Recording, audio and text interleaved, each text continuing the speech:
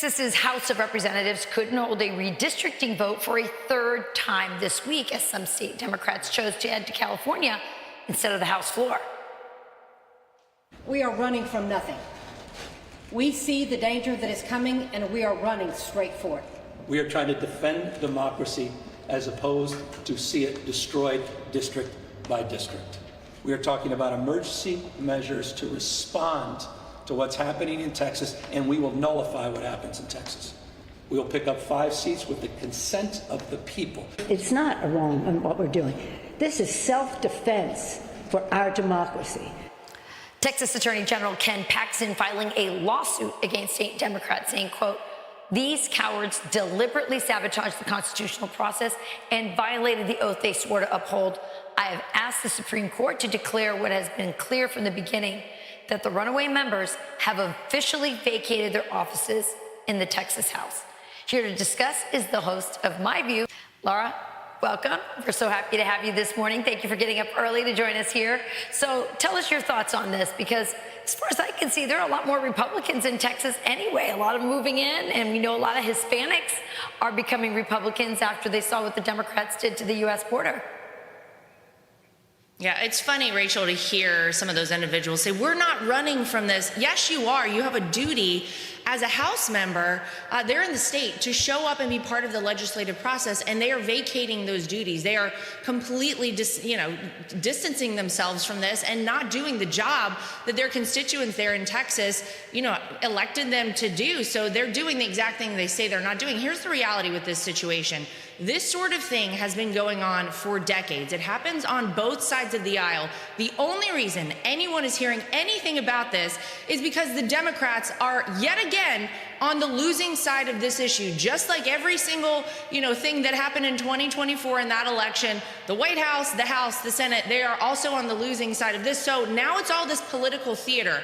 Now they're trying to, get everyone's attention on this, but it was crickets 4 years ago when they did this exact same thing and redrew the entire map of Illinois, much to the Democrats' advantage.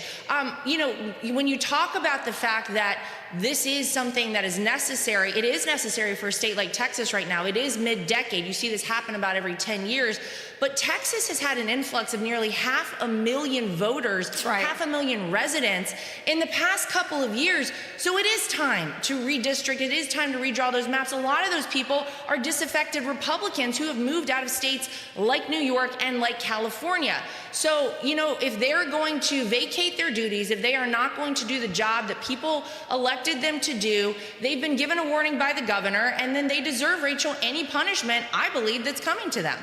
Oh, absolutely. And I think it's really interesting, too, that President Trump is getting onto the census next. We're going to see some more howling from the left when that happens. But it seems to me that the real story out of this, and I want to move to the next topic, but I think the real story of this is that Republicans are learning to fight like Trump.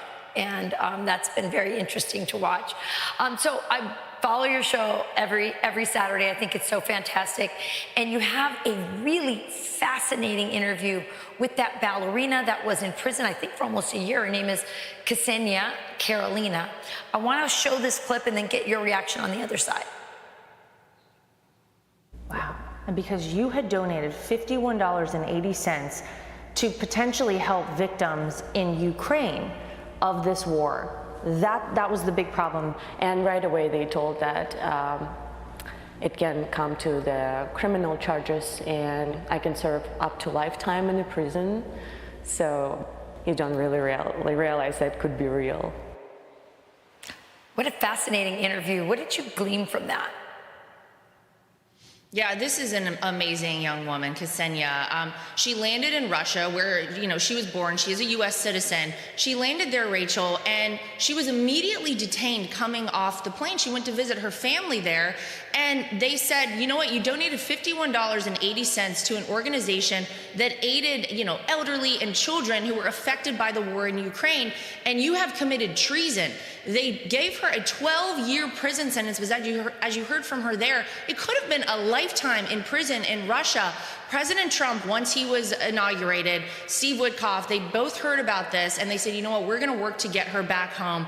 They got her back home, and she talks all about her experience there in a Russian prison and how grateful she is to this president. She says no other president could have been able to do this other than President Donald Trump. So her story is remarkable, and it's amazing that this sort of thing happens today in 2025. It happened in Russia, and there are still political prisoners over there, still people who are being held like Ksenia, who deserve to be released, who deserve to come back to the U.S., and I can guarantee you this president is watching that as well.